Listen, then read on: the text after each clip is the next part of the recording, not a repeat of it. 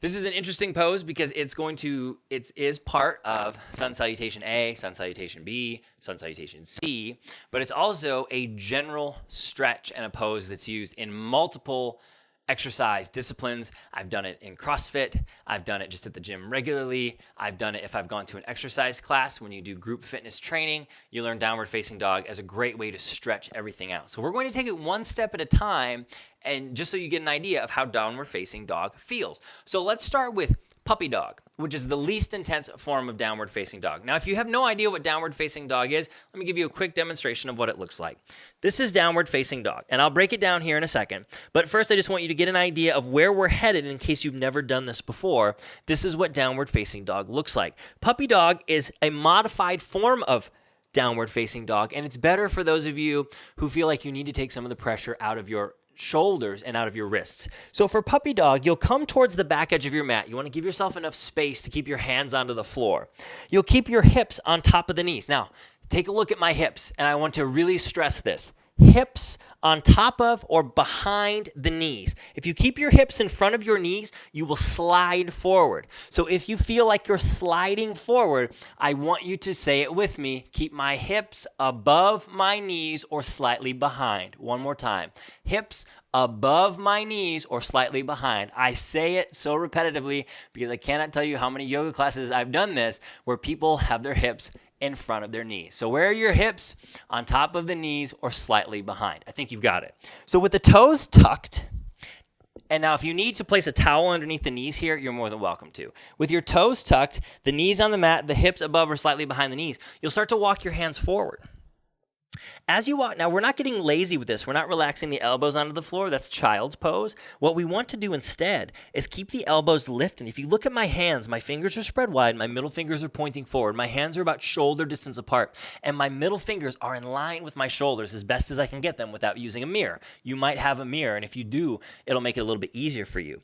Now notice my shoulders aren't by my ears. I'm relaxing my shoulders away from my ears, creating space. Now press down as firmly as you can through your hands. Now, try to get your elbows to point towards the floor. When you turn those elbows towards the floor, your thumb and index finger is going to lift. When you press your thumb and index finger into the mat, your elbows are going to come out. So you need to find that balance between working those elbows towards the floor and pressing the thumb and the index finger into the mat. Those of you that are more flexible, you can bring your forehead down to the floor. You could even bring your chest onto the floor. You could even tent those fingertips like you have cupcakes or healthy bran muffins underneath them and get more of a stretch through the chest if you want to.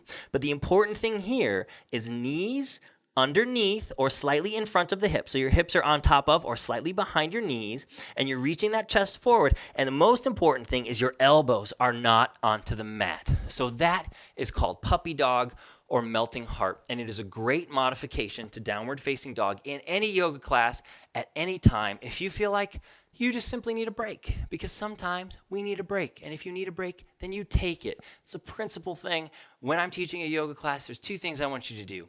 Breathe and take a break when you need it, because it's your practice. It's your mat. How you feel on any given day is going to dictate how your practice is. Don't worry about yesterday. Don't worry about tomorrow. Worry about how you feel right now. So let's get into downward facing dog. As you move into downward facing dog, let's set it up right. So our hands are slightly in front of the shoulders. Your fingers are spread wide. Middle fingers are pointing forward. Now push down through the entirety of your hand, the length of every finger, and then put a little bit more weight into the thumb and the index finger. Good. Now relax the shoulders away from the ears. Your knees are about hip distance apart. From here, tuck the toes, straighten the legs, and lift the hips to the sky and press the chest back towards the thighs. Now, once you move into downward facing dog, you might need to bend the knees and walk the feet out a little bit if that feels good for you. If you have really tight hamstrings, separate those heels about as wide as your mat. If you have loose hamstrings, bring the feet together. If you're average, keep your feet about hip distance apart. Your hands are about shoulder distance apart. Press the hands into the mat. Relax the shoulders away from the ears. Lift those hips towards the sky. Now, what you might have to do is bend the knees and really reach those hips back. So watch this. If you're rounding into the spine, let's see if I can round here. If you're rounding into the spine, bend the knees, reach the hips back. So come to a flat back. So now I'm pressing my chest towards my knees, and then straighten the legs. Keep the shoulders relaxed. Keep the backs of the thighs pressing behind you towards the back wall. And then either let the head hang, gazing in between your heels, or look forward in between the thumbs. If that feels good for you. If you're someone with really tight shoulders, you might need to turn those middle fingers out a little bit. If you're someone who can hyperextend their elbows, you might need to turn your middle fingers in just a little bit. The average person will keep the middle fingers pointing straight forward. Over time, you can start to get a little sloppy with this. So keep the chest pressing back towards the thighs. Keep those hips reaching towards the sky.